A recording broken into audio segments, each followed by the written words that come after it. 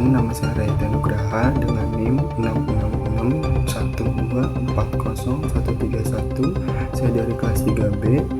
Pada kesempatan kali ini saya akan membahas masalah publik yang masih menjadi persoalan serius di Indonesia, khususnya di Kota Cilegon, yaitu pengangguran.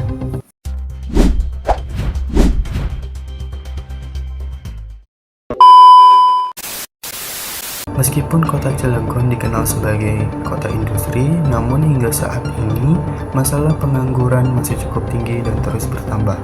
Hal ini tentu perlu menjadi perhatian kita bersama. Nah, berdasarkan data terbaru tahun 2025 yang dirilis oleh Badan Pusat Statistik atau BPS, tingkat pengangguran di Kota Cilegon mencapai 7,41%. Angka ini mengalami kenaikan dibandingkan pada tahun 2024 yang berada di angka 6,8%. Nah, jika dilihat dari jumlah total, terdapat 15.480 orang yang menganggur di Kota Cilegon.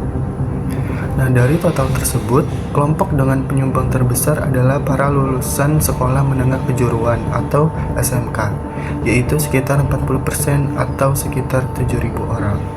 Sementara itu, lulusan dari jenjang perguruan tinggi atau sarjana juga menyumbang sebagian antara 2.000 sampai 3.000 orang.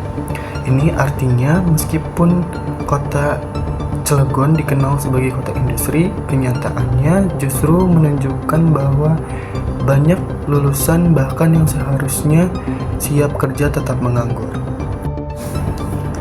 Menurut Kepala BPS Cilegon, Dadan Sudarmadi, ada beberapa penyebab utama mengapa pengangguran di kota Cilegon masih tinggi. Yang pertama itu tingginya pertumbuhan angkatan kerja.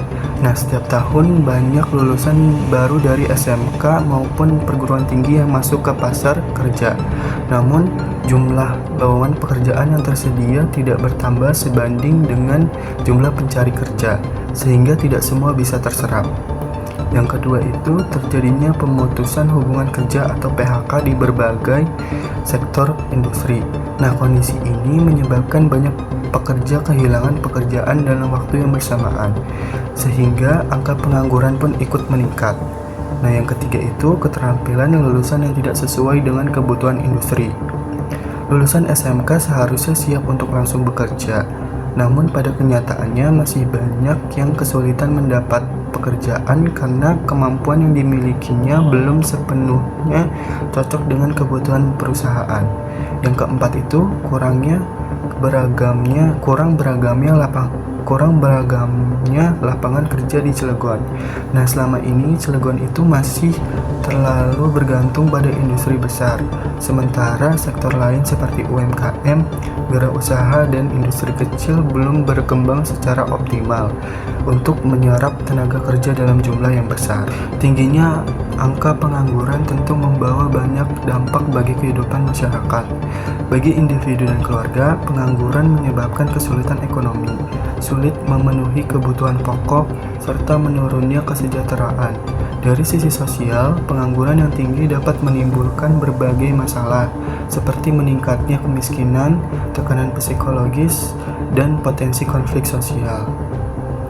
Selain itu, pengangguran juga berdampak pada perekonomian daerah, karena daya beli masyarakat menurun, usaha menjadi sepi, dan pendapatan daerah pun ikut berkurang.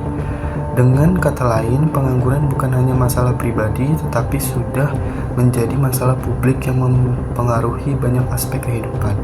Untuk menekan angka pengangguran di Kota Cilegon, ada beberapa solusi yang bisa dilakukan, yaitu seperti pemerintah perlu mendata dan menyesuaikan kebutuhan tenaga kerja dengan kemampuan lulusan sekolah dan perguruan tinggi. Selain itu, perlu adanya peningkatan pelatihan keterampilan kerja bagi para pencari kerja agar mereka lebih siap bersaing di dunia kerja. Pemerintah juga perlu mengembangkan UMKM dan usaha lokal agar tercipta lapangan kerja baru, tidak hanya bergantung pada industri besar.